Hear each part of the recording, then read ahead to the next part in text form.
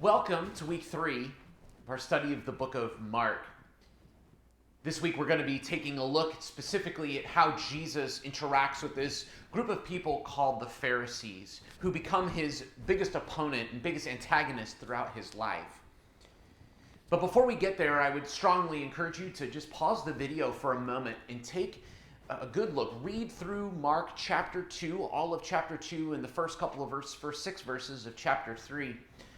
We're going to be grabbing this rather large narrative piece that is a part of chapter 2 and chapter 3 as we dive into this text together.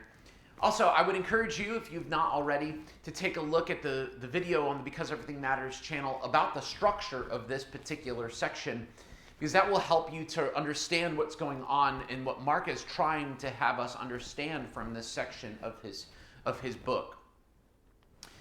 The Pharisees are an interesting group of people. Oftentimes when we hear the term Pharisees, one of the thoughts that cross our mind is just, who are these people? They have a connotation to us that's just negative in general. They're hypocritical, they're this, that, or the other thing, but it's a general negative idea that surrounds the Pharisees.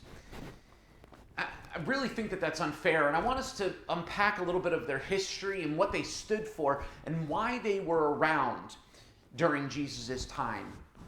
You see, a good 300 years before Jesus, an incredible event happened involving Alexander the Great, in which he took over so much of the ancient world. And that Alexander's great contribution to world history was that he wanted people to think and act like Greek people. And that Jewish people living in Jerusalem and in what is now modern day Israel, grabbed hold of that, and they wanted to grab hold of this Greek culture and this Greek understanding of life. It's the reason why the original writers of the New Testament wrote in Greek.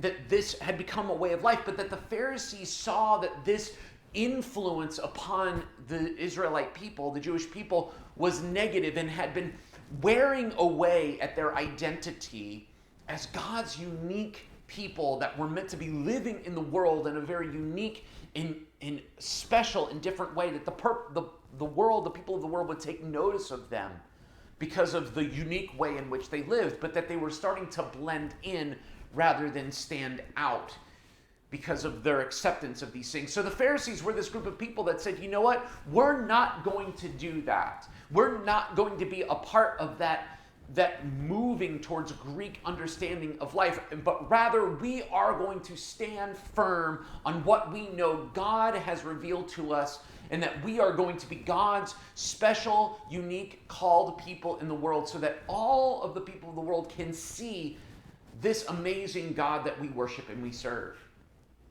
This is who the Pharisees are, and in that this is an incredible thing. That they're revivalists. They're people that are calling the people of Israel out to faithfulness to God. This was not an evil thing. This was an incredibly amazing thing that they were doing. But over the course of about 200 years from the Pharisees' inception to the time of Jesus, something very, very different happened to them. We'll take a look at a piece of scripture in Mark chapter 2, starting in verse 18, and this is going to help us unpack a little bit of Jesus' dealings with these Pharisees. Verse 18, now John's disciples, this is John the Baptist, and the Pharisees were fasting. And people came and said to him, why do John's disciples and the disciples of the Pharisees fast, but your disciples do not fast? And Jesus said to them, can the wedding guests fast while the bridegroom is with them? As long as they have the bridegroom with them, they cannot fast. The days will come when the bridegroom is taken away from them, and then they will fast in that day. No one sews a piece of unshrunk cloth on an old garment. If he does, the patch tears away from it, the new from the old, and a worse tear is made. And no one puts new wine into old wineskins. If he does, the wine will burst the skins, and the wine is destroyed, and so are the skins. But new wine is for fresh wineskins. You see, Jesus has some people come to him and ask him this question about his disciples fasting, and he provides an answer to that is pretty simple. He just basically says, I'm here, so they're not going to fast, but when I leave, they will fast then. So that's the way it is. But that he uses this opportunity of this question being asked to provide a teaching that inside of the larger structure of chapter 2 and chapter 3 of Mark teaches us something about the way that Jesus interacts with the Pharisees. He has these two metaphors that he provides for us, one about unshrunk cloth and someone putting a patch, but the cloth is not shrunk, and that when the cloth does shrink, that it will tear away. And the second metaphor that's teaching the same thing about wineskins, and we're going to focus on that second one because they're teaching the same concept, but the second one I think is more vivid for us to understand. Now, we don't make wine the same way that they did 2,000 years ago, but 2,000 years ago when they made wine, they would take the bladder of an animal that had been slaughtered and the meat had been used and all those types of things, and they took the bladder and they washed it, and then they would seal the ends and they would place the pressed grape juice into the bladder of the animal, a goat or sheep, and that they would allow the wine to be in that bladder to ferment, to allow the alcohol to be produced inside of that grape juice.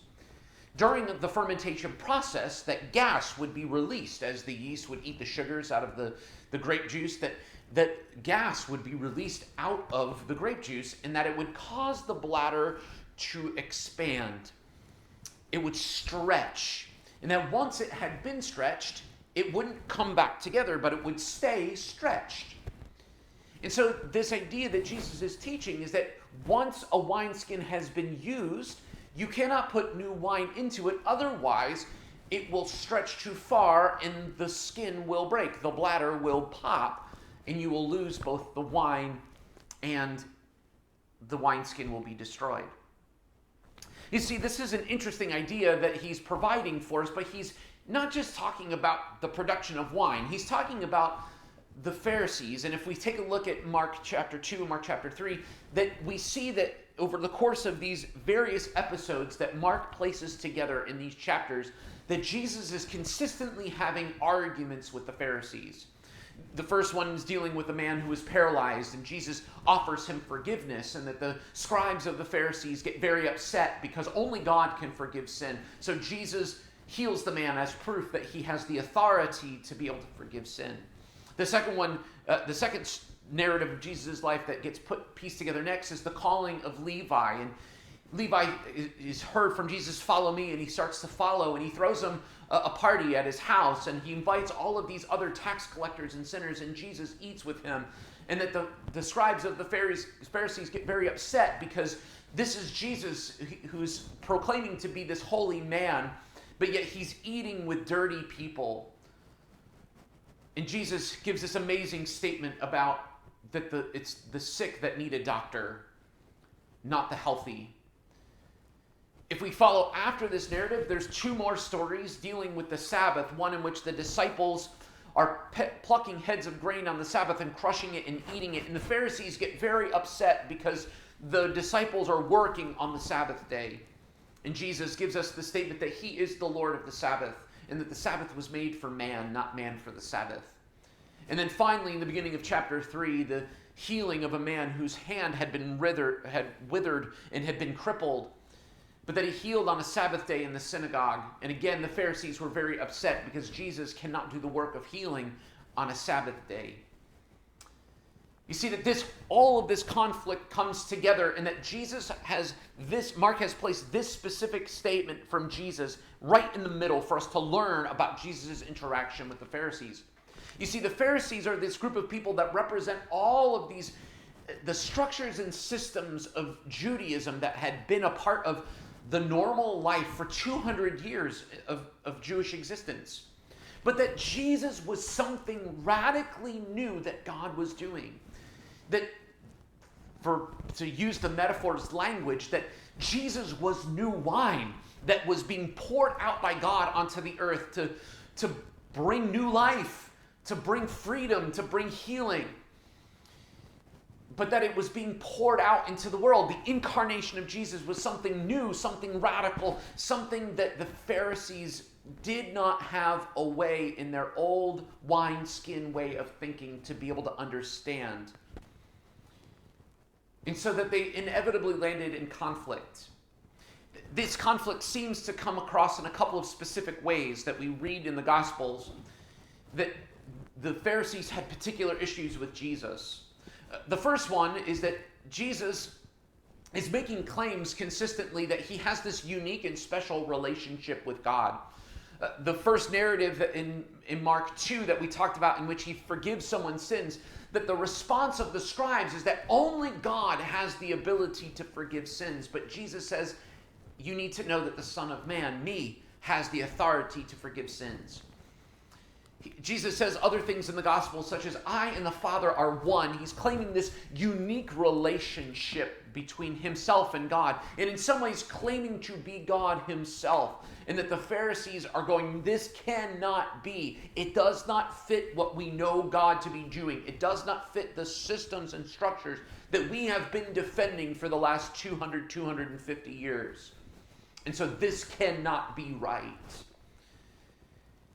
So the first thing that they struggle with this with Jesus. The second thing is that Jesus grew immensely popular very, very quickly. That he had a following that was very, very large. People traveled from all over to listen to him speak and to see him heal. And that this inevitably led to some problems for them. You see, the Pharisees were the influencers of their day. They were the people that had control and were able to be leaders of their community. And to see someone with that type of popularity come among them obviously put a dent in their own influence, in their own leadership over the community. And so this created problems for them. And that even more so that Jesus didn't just gain popularity, but that he had authority. Authority that the Pharisees themselves did not have. I already mentioned one, that he claimed the authority to forgive sin, but this is just one piece of the puzzle. He had the ability to heal people. This is not something that the Pharisees were capable of doing. They couldn't heal people the way that Jesus did. Jesus had the authority to drive out demons out of people. This is not something the Pharisees could do. That it says earlier that the people recognized that Jesus taught with authority. He spoke with authority, completely different than the scribes and the Pharisees.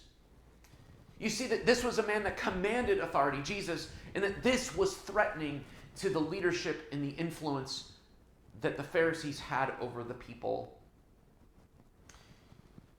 These things lead to the Pharisees rejecting Jesus in a lot of ways, but that probably the biggest thing that the Pharisees struggled with, and I've already kind of alluded to it, is just simply Jesus is acting in ways that stand outside of the systems and constructs that they have been defending for years.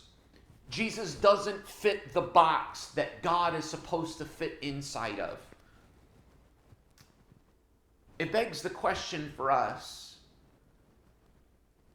what are the systems and structures that are a part of our religious life, a part of our life of worship, that are really old wineskins, that are really things that are really holding us back from seeing the new thing that God wants to do? Over the course of the last 10 years of ministry, I've heard much from people about their understandings and their interactions with the church. One of the things that I've realized is that in a culture, in a world that has been so influenced by Christianity in the United States, that for many, going to church is just an expectation. It's an expected thing that some point Sunday morning that you are supposed to go to church, that you're supposed to go to a worship service, and you're going to hear people sing the songs and pray the prayers and preach the sermons. And unfortunately, for some that have experienced that, it can feel like people are just going through the motions, that they're not really there to seek the face of God, but they're there just because they're supposed to be there. If you're looking for that experience of really being engaged with a group of people that are hungry for the presence of God in their lives, you can be the source of new wine. Your life can be the new wineskin that God pours out something new into. That you have what it takes to be able to be an agent of revival in your world.